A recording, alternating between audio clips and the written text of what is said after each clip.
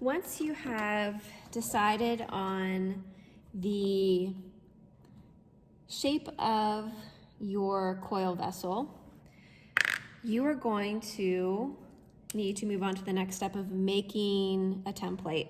So let's say I really like this shape here.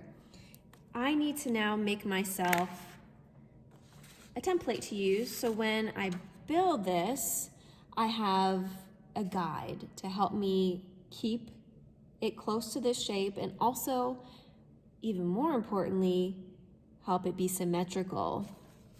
So what you're gonna do, I'm gonna take this here and you should have a ruler handy. If you do not,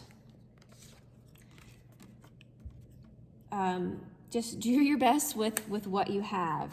So you will want to get a piece of printer paper or line paper. I have just green printer paper here that I'm going to use. And then in your bag of supplies, you will see that there is a piece of white poster board. This has been cut to 9 inches in height. So I did recommend to stay around 8 inches, but you could move it up to 9. It really depends on how much clay you're using and how wide you're starting out. So just kind of keep that in mind. And then the width, everyone's width is a little bit different because I was just using scraps. The width does not matter here with this poster paper. Step 1 is to take printer paper and you're gonna fold it in half, hot dog style, okay? And here, if you don't have a ruler, but you have this poster paper, you could take that and line it up and make a little mark here. So now I know this is 9 inches in height. The other thing you could do is, if you don't have a ruler, we know that standard sheets of printer paper are 8.5 inches wide. So you could use that as a guide to help you estimate your size that you're working with. So I'm envisioning that my pinch pot, or not my pinch pot, my coil pot here is going to be a little less than 9 inches in height. I'm gonna move that down just to here. So I'm gonna mark that out. And then I'm also gonna estimate, I need to have an idea of how wide the floor is, how wide the belly is, how wide the neck is, how wide the rim is. So 1, 2, 3, 4 different measurements to plan for. Your width of your pinch pot, you do want to have that stick around 5. I would go no more than 6 inches wide. What you will do here, again, this is just estimating, so getting your design down. Let's say I want this to be 5 inches in width. I'm going to go ahead and put that measurement down right here, 5 inches wide.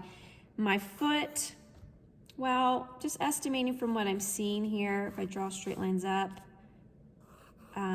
I can see that my foot is a bit more narrow, and I don't know, I'd say maybe that looks like 3 inches.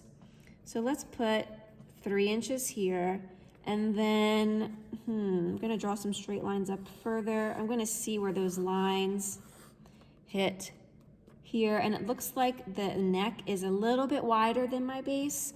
So let's estimate this to be 3.5 inches, so just a little bit wider.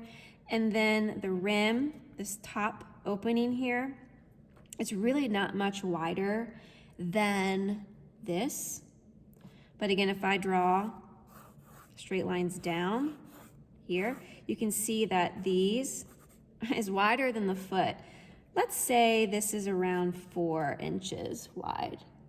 Right, so now we're gonna do some math within this next step. So this is gonna be my first stage of the template. I'm gonna divide all of these measurements here in half because I have folded my paper in half. So half of 3 is 1.5. I make my mark here at 1.5. Then I'm gonna go up to the top and then work my way to the middle. So I know this is what I want for the top. I am going to take that 4 inches and divide it in half, which would be 2. All right, so there's my rim. The neck is a little bit more narrow. Here I'm not gonna get precise with that measurement, but I know it looks sort of like that. So I'm gonna draw that in. And then the middle part of this, the belly is at 5. I'm gonna cut that in half, and half of 5 is 2.5. So I have that mark there. Now I'm connecting the dots. And this is where you might find that you need to make some adjustments. So I'm seeing right now, if I go to connect that according to these measurements, I don't have that curve that I had here. So maybe 5 inches is not enough. Let's see, well, if I want to go 6 inches wide. Half of 6 is 3, so I made a mark at 3. Let's see what happens here. I think that works better from what I'm seeing here. Again, I'm comparing it to my sketch here. And then, you know, really just fine-tuning this to get it to be exactly as I'm envisioning. From here, you're going to cut. I'm gonna cut this while it's folded. And this is sort of like if you've ever made paper hearts. You fold the paper in half and cut while it's folded, you're gonna get something that's symmetrical. And then the big reveal. So there it is, right? I'm going to look at this now and decide, is this the shape that I want?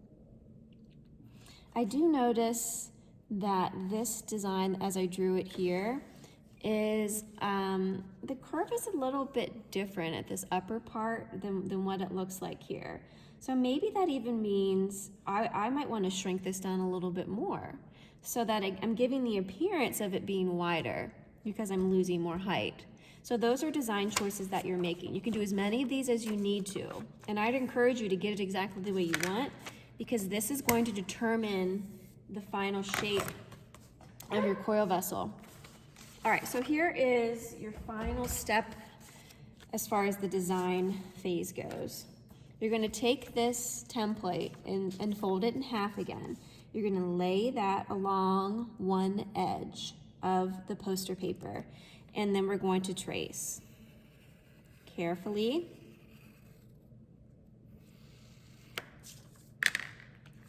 We're going to cut. This you do need to be very particular with. This template, if you don't cut it accurately, your shape that you're creating when you're stacking those coils is going to be off from what you want. All right, so this little part here, I am actually going to just now go across this way and cut this whole thing down. I don't need this last 1/4 inch or so it's trash. There, so we've got these 2 pieces. Now what you're gonna do to keep yourself straight for what you need to use for the building part, I want you to label. So you're gonna label this part, which is half of your form. This is envisioning this to be half of your coil vessel. This is your template, or sorry, this is your form. So you're gonna write form on there, and then also top, bottom, like that.